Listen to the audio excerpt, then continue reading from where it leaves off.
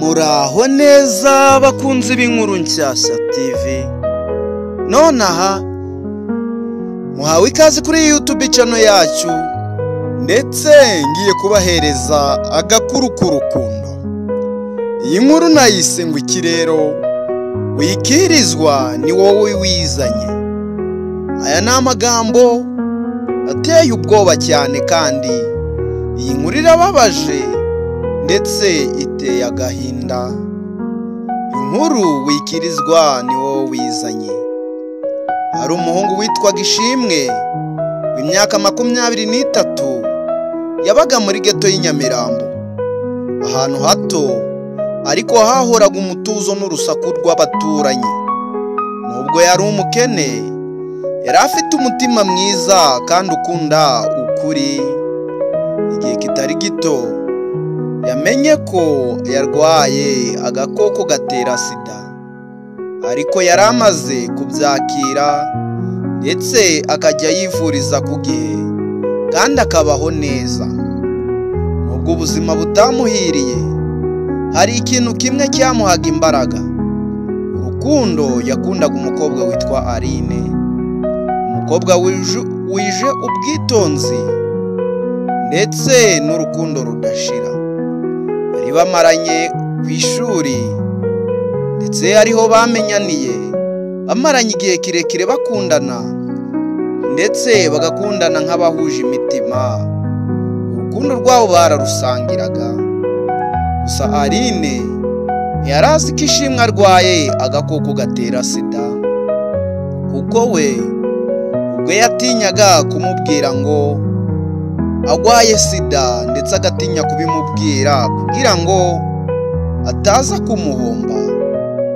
Aline yakundaga cyane umusore we, akaba yarabwirwaga kenshi ko gusura muri geto atari byiza, ariko umutima we waramukururaga. Umunsi umwe yaje gufata icyemezo ati, "Ngewe Aline ndajya kumusura kuko sinashobora kumutererana." Yahagaze ndetse arangije abitekerezaho rimwe kabiri. Arangije ntibyatinze yaje gufata umwanzuro yerekeza kujya gusura Ishimwe. Yahageze saa 11 z'umugoroba, imvura iri kugwa buhoro. Ishimwe akimubona aratungurwa. Arangije, "Aline, kuki waje? Ntumbwire." Aline aramwenyura ahubwo ahita amuhobera ati, "Naragukumbuye."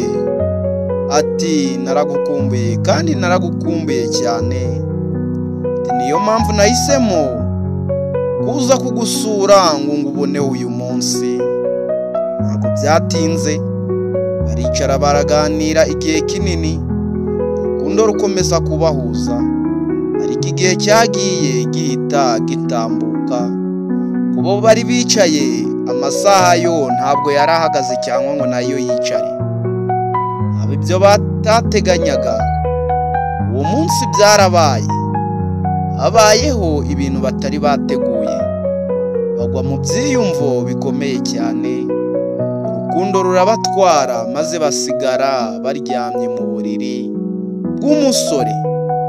Ariko ntibyari kubacika kuko bari baturanye n'abaturanyi bamufuhira cyane, kandi bamwe bamenyaga ko Ishimwe warwaye sida.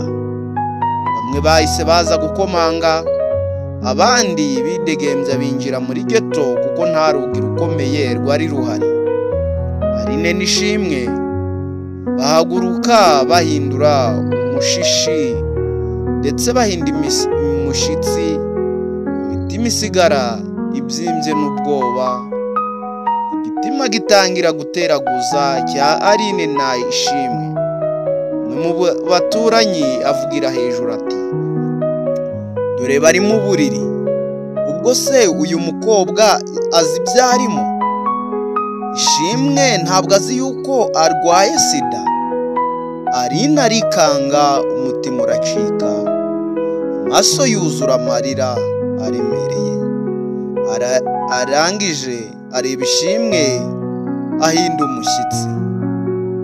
Arangije avuga ati, Ishimwe we, ibyo numvise ni ukuri? Ishimwe, ese ibyo numvise ni ukuri? Mbwira ko atari ukuri, mbwira ko ari ukubesha, ntabwo wabinkora. Ati, kuki utambwije ukuri? Mbwira. Arangije akamukubitagura ati, mbwira niba ari ukuri. Ishimwe amufata ukuboko, ijwi rishyitse ariko ririmo ishavu. Arangije aravuga ati, Aline. Ati, Aline, oya, uri kumbwira iki? Mbwira niba ari ukuri, nta yandi magambo ushaka kumva, nta bindi bisobanuro. Ati, Aline, mbabarira unyumva, mbabarira unyumve, ntabwo nari kuguhisha iteka, ntabwo nari kuzabiguhisha iteka, nari mbitinya. Utinya ibiki? wowe mbwira ko atari ukuri.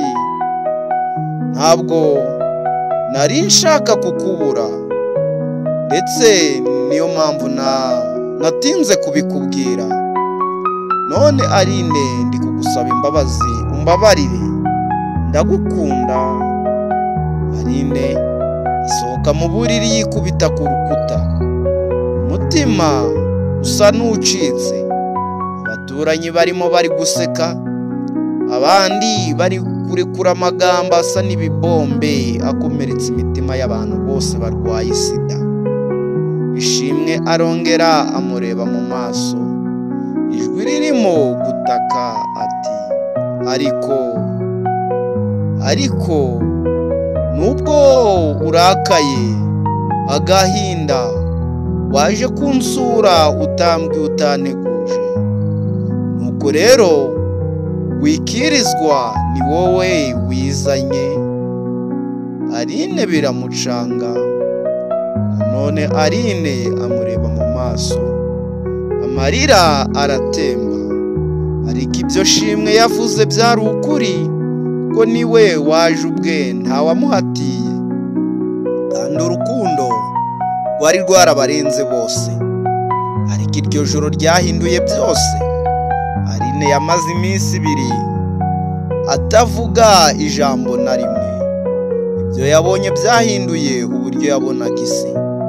Yaje kugaruka kwa Ishimwe nyuma y'iminsi 3, amubwira mu ijwi ririmo ubwoba n'urukundo icyarimwe ati, Ishimwe we, ati, ndaje tuganire. Ntabwo byaje gutinda. Ishimwe yaraje, baraganira, baricara hanze ku ibaraza rito. Imvura igwa buhoro buhoro nk'uko bari baheruka guhura. Aline amureba mu maso. Aline, ngewe Aline, ndagukunda Ishimwe, ariko ndashaka kumenya ukuri. Ese kubera iki wanze kubimbwira ukagera naho wemera ko tujya kuryamana kandi uzi ko ufite agakoko gatera sida? Ese mbwiza mukuri, wari ufite ubwoba bwo kuntakaza cyangwa bwo kumpomba? Nawe unyumvire. Ishimwe ahumeka cyane, amureba mu maso mbere yo kumusubiza ati, yego nibyo, nari ngufitiye urukundo rwinshi kurusha ubwoba bwanjye. Aline amukora mu ntoki buhoro buhoro. Ariko urukundo nyarwo ruba kuri Ishimwe ndetse na Aline.